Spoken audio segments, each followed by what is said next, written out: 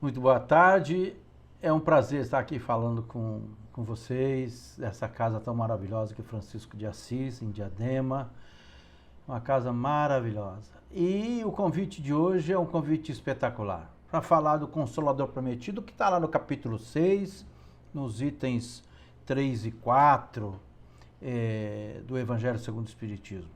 Essa obra maravilhosa que Kardec fez de forma sigilosa, não comentou com nenhum dos seus pares, ele fez esse livro que coloca o Evangelho com a nossa ótica de entendimento dele. Mas que recebe uma carta de Bordeaux, onde um espírito da comunicação que uma nova luz haveria de brilhar no planeta. Um novo livro estava chegando e falava do Evangelho segundo o Espiritismo. Quero falar também de Kardec, essa pessoa maravilhosa, que o Espírito de Verdade era o seu guia espiritual, está lá no Obras Póstumas, está lá no Meu Guia Espiritual, que batia nas paredes quando queria chamar-lhe a atenção sobre alguma coisa que não estava de bom grado nas suas obras. Mas o Espírito não falava o que estava errado, não. Mandava Kardec reler aquilo que ele havia escrito, que ele iria encontrar. Pois bem, quando Kardec pergunta para esse Espírito como é que deveria chamá-lo, e o Espírito fala para Kardec: para ti hei de ser chamado a verdade. Está ali, nesse momento, o cumprimento da promessa de Jesus, feita há 20 séculos atrás, em que Jesus nos diz que um novo Consolador vos enviarei e ficará eternamente convosco. Será o Espírito da Verdade, que recordará o que eu disse e ensinará outras coisas. Significando que aquilo que Jesus disse haveria de ser relembrado. E também que Jesus não tinha ensinado tudo o que nós precisávamos aprender. O Espiritismo é o Consolador Prometido. O Espiritismo, esse campo do conhecimento que unifica a ciência, a religião e filosofia, vem consolar milhões de pessoas no mundo todo. É o Espiritismo que vem dar cumprimento à promessa de Jesus. É o Espiritismo que nos vem mostrar que a morte, ela é uma janela de passagem, que a morte é apenas o passar de um ambiente para o outro, que a vida ela é uma só em seus aspectos materiais e espirituais. E mais uma pergunta que eu gostaria de fazer aqui para que nós pudéssemos pensar: para que o Consolador? E Jesus já responde: lembrar o que eu disse e explicar as coisas que eu não falei. E nós precisamos do Consolador, afinal de contas. Vamos a alguns pequenos números dramáticos da atual sociedade. 4,4% da população mundial faz uso de antidepressivos. 4,4%. A cada 40 segundos, uma pessoa se suicida. Estamos vivenciando uma guerra na Europa que nos coloca sob o pesadelo da possibilidade de uma guerra mundial com resultados catastróficos. É para isso que o Consolador é tão necessário. E o Consolador Prometido não é um espírito, não é uma pessoa, não é uma individualidade, mas sim o ensinamento dos espíritos que se dá de modo universal em toda a Terra e em todas as religiões. Ah, Fernando, mas espera aí. E o Espiritismo não é o Consolador? Sim, o Espiritismo é o Consolador. Mas não na sua forma, mas essencialmente no seu conteúdo. é o conteúdo do Espiritismo, a sua visão científica, a sua metodologia empírica de experimentação, o seu entendimento dos fenômenos ditos paranormais, ditos sobrenaturais, como fenômenos absolutamente normais e que existem desde que a humanidade é encarnada na Terra. A mediunidade, ela nos acompanha sempre. Todos nós temos essa potencialidade de receber a comunicação do mundo invisível, dos espíritos. Todos nós temos a possibilidade de sentirmos as inspirações do mundo maior. Todos nós somos, portanto, médiuns em maior ou menor grau, em maior ou menor intensidade da fenomenologia. Portanto, o Consolador Prometido, ele vem antes de mais nada, ele vem instalar de forma doutrinária, de forma institucional, de forma categórica, que a mediunidade é boa, que a caridade é a chave da nossa salvação, que os espíritos estão aí e que nós somos espíritos. No episódio da cidade de Salem, onde jovens foram queimadas, acusadas de bruxaria, quantas mulheres foram vitimadas nesse mês de março, no dia 8, que se comemora o Dia Internacional das Mulheres, quantas mulheres foram martirizadas porque curavam através das ervas, porque viam e ouviam os espíritos, porque eram as pitonisas, as sacerdotisas, enfim, quantas mulheres médiuns foram sacrificadas sob o pretexto da bruxaria, do paranormal, do sobrenatural, do medo. O Espiritismo vem numa janela histórica importante, em que a Revolução Francesa tira o poder totalitário do clero conjugado com a nobreza e instala de forma efervescente, conturbada, enfim, da forma como foi, as bases para que o pensamento pudesse ser expressado. O iluminismo, surgem as luzes do mundo na velha Paris do século XVIII, século XIX. E essa bandeira do espiritismo, ela é transplantada aqui para o Brasil. E o Brasil não é um país espírita. O Brasil é um país cristão em processamento do Evangelho. Um país que ficou com mais de 300 anos sendo escravocrata. Um país que tem os seus débitos. Um país formado por todos nós. Nós, espíritas, aqui no Brasil, somos 2%, nem isso. A grande, imensa maioria são de católicos apostólicos romanos. Mas olha só como é que eu digo que o Consolador Prometido, ele vem no conteúdo que o Espiritismo nos dá. Como é que a gente pode esconder ou ignorar que as milhares e milhares de pessoas, os milhões, que gostam de tomar um passe, que vão numa benzedeira, que fazem uma simpatia, que viajam entre a doutrina católica apostólica romana e o espiritismo, passando pelas denominações de raízes africanas, a Umbanda, a Quimbanda e outros.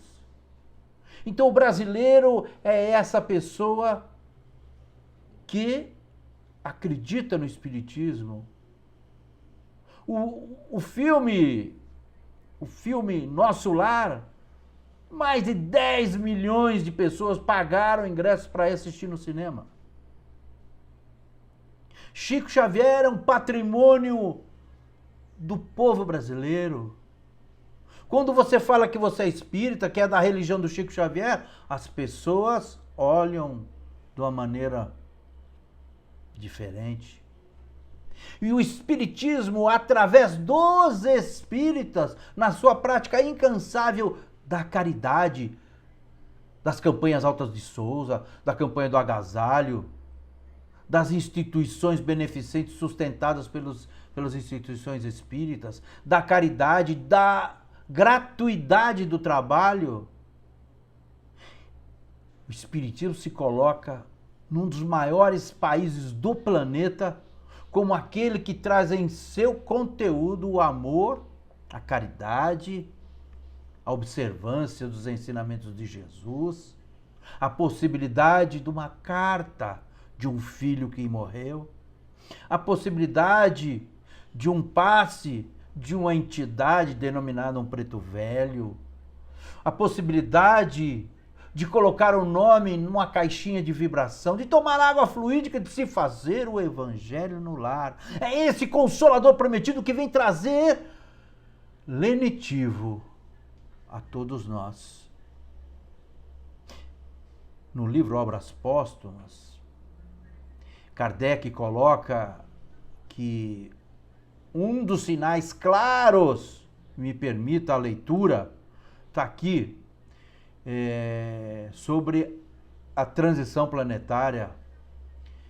Ele fala que não virá a transição planetária por cataclismos, desencarnes gigantescos, mas sim pela substituição dos encarnados. Dos espíritos que não têm mais condições, vão desencarnando, reencarnando em outro lugar, e outros espíritos mais adequados, com mais boa vontade, vão reencarnando. Mas olha só, ele fala o seguinte: infelizmente a maioria desses espíritos endurecidos, e olha só a atualidade desse que eu estou lendo aqui, infelizmente a maioria, desconhecendo a voz de Deus, persistirá na sua cegueira, e a resistência que virá a opor mascarará por meio de terríveis lutas o fim do reinado dos que a constituem. Desvairados, correrão à sua própria perda. Provocarão destruições que darão origem a um sem número de flagelos, de calamidades de sorte que, sem o querer, apressarão o advento da era de renovação. E como se não operasse com bastante rapidez a destruição, os suicídios se multiplicarão em proporções inauditas até entre crianças. A loucura jamais terá atingido tão grande quantidade de homens que antes mesmo de morrerem estarão riscados do número dos vivos. E aí? São esses os verdadeiros sinais dos tempos, e tudo isso se cumprirá pelo encadeamento das circunstâncias, como já o dissemos, sem que haja a mais ligeira derrogação das leis da natureza. Nós vivemos um suicídio a 40 segundos, 4,4% das pessoas tomam antidepressivos, 77,7% dos brasileiros fazem automedicação. 77,7% da população brasileira toma remédio sem receita. Um sem número tomam remédios para ajudar a dormir. Um sem número para emagrecer. Então nós vivenciamos um tempo em que nós temos a pandemia, agora temos uma guerra na Europa, nós temos tantas pessoas falando tantas coisas inimagináveis, que a internet deu voz a essas pessoas. A internet deu voz a essas pessoas, mas também deu voz aos espíritas. E aos espíritas cumpre o mandato, cumpre o papel, cumpre a responsabilidade de relembrar as coisas que Jesus falou e explicar aquilo que ele não explicou. São os espíritas, através de Kardec, de seus ensinamentos, e através de Chico e de sua obra, que explica que a vida é uma só. Que não existe sobrenatural, que não existe vida material e não existe vida espiritual. Existe a vida, com as suas várias faces, em que nós estamos aqui encarnados, em parte. Porque no período que estamos encarnados, nós precisamos dormir, e durante o sono nos desprendemos e estamos no plano espiritual novamente. Temos o contato constante dos espíritos familiares, dos espíritos guias, dos nossos guias espirituais, inspirando-nos a tomar as medidas adequadas para a nossa evolução. Isso o Espiritismo vem nos trazer. Isso as pessoas das outras religiões, se tiverem boa vontade, aceitam. Podem até não se tornarem espíritas, mas sempre vai pedir: poxa, você podia colocar meu nome lá no seu centro. Quando é que abre lá para mim tomar um passe? Ah, eu queria que uma benzedeira viesse aqui em casa, dar uma olhada na casa. Então a população brasileira, ela acredita na intervenção dos espíritos, e a população brasileira que é espírita, estudiosa, que lê e que é militante do espiritismo, isto é, encarna o espiritismo, eu estou falando que encarna, e que nós, que encarnamos essa doutrina maravilhosa que nos recupera, e a cada um segundo as suas possibilidades, vão dando mostras do que é o espiritismo. É comum a gente conversar com alguma pessoa desconhecida na rua, que é um dos hábitos brasileiros, a gente conversa com qualquer um na rua, e pelo conteúdo das pessoas que nos conversam, e se surge uma amizade, e em determinado momento a gente vai falar: que religião que você é? E a pessoa vai falar: eu sou espírita. E a gente vai falar: eu também sou. Pela harmonia, afinidade de pensamentos, de linguagem, de comportamento, nós vamos tendo contato com o Evangelho de Jesus através da explicação de Kardec. Porque em encarnações passadas nós já tivemos contato com o Evangelho de Jesus e não conseguimos grandes progressos. Mas dessa vez vai dar certo. Então, hoje, sobre o Evangelho segundo o Espiritismo, o Consolador prometido, esse que vai recordar as palavras de Jesus: vai e não peques mais. Perdoa 70 vezes 7 vezes. Levanta, pega a tua cama e caminha. Senhor, eles não sabem o que fazem. O Espiritismo explica tudo, recorda essas palavras do Mestre, e dissemos que fora da caridade não há salvação. Relembrando as palavras de Paulo de Tarso. O Consolador prometido, ele caminha. Não vamos cobrar para todas as pessoas serem espíritas de carteirinha, porque cada um tem o seu tempo. A maioria das pessoas, quando estão em provação, quando estão em dor, sabem que o Espiritismo só pratica o bem. Mesmo os nossos maiores adversários, nossos maiores críticos, todos reconhecem que o Espiritismo faz caridade, que o Espiritismo copia Francisco de Assis, que o Espiritismo copia Jesus de Nazaré, que o Espiritismo copia Chico Xavier. É isso. A gente aprende por repetição, a gente aprende copiando, a gente aprende imitando uns aos outros.